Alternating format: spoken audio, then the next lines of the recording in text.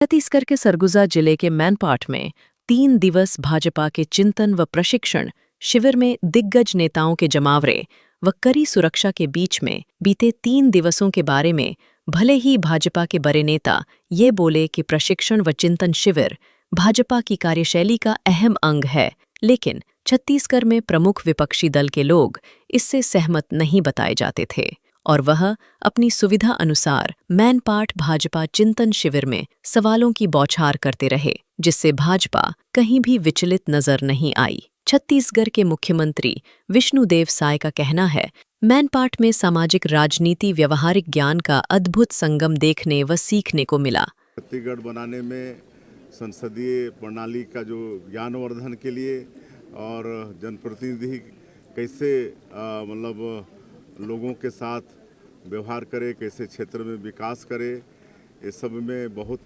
कारगर ये वर्क साबित। छत्तीसगढ़ के स्वास्थ्य मंत्री श्याम बिहारी जायसवाल कहते हैं कि भाजपा के कार्यप्रणाली का हिस्सा है यह प्रशिक्षण व चिंतन शिविर। उन्होंने कहा कि कांग्रेस की सोच उसकी पार्टी की दिशा व दशा को देखकर समझ जा सकता है। उन्होंने कहा कि मैनपाट में भाजपा के वरिष्ठ पदाधिकारी का मार्गदर्शन अनमोल कहा जाएगा।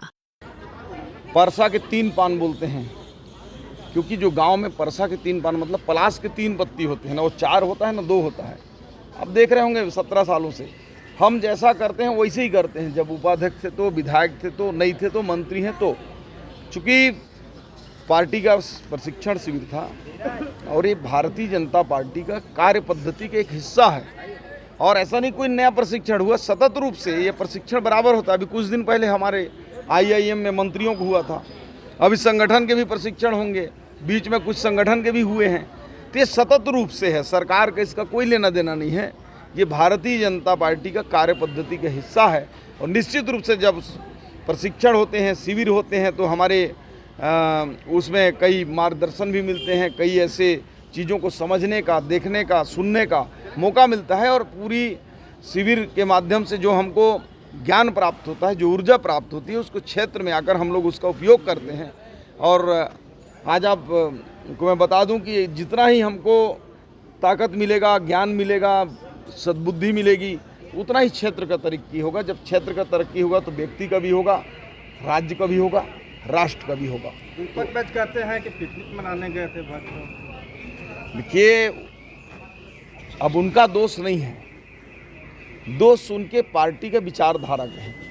क्योंकि आज़ादी के 70 साल राज्य करने के बाद जिस पार्टी ने केवल गरीबी हटाओ का नारा देकर गरीबों की कदर नहीं की, आज गरीब और जन कल्याणकारी कार्य योजनाएं हम चला रहे हैं।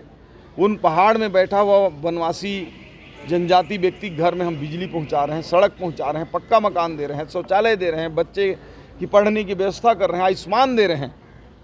इससे बड़ा उदाहरण क्या हो सकता है। 3 दिवसीय अनुभव कैसा रहा मैनपाट का? देखिए, बहुत ही सकारात्मक था और सकारात्मक ऊर्जा के साथ 3 दिनों में शिविर से प्रशिक्षण के माध्यम से हम वापस आए हैं और उसका लाभ क्षेत्र के विकास में और क्षेत्र के लोगों के कल्याण में उसका उपयोग होगा। स्टेट भारत न्यूज पर रोचक जानकारी एवं नई खबरों के साथ बने रहने के लिए हमारे चैनल को सब्सक्राइब करें और बेल आइकॉन दबाना न भूलें।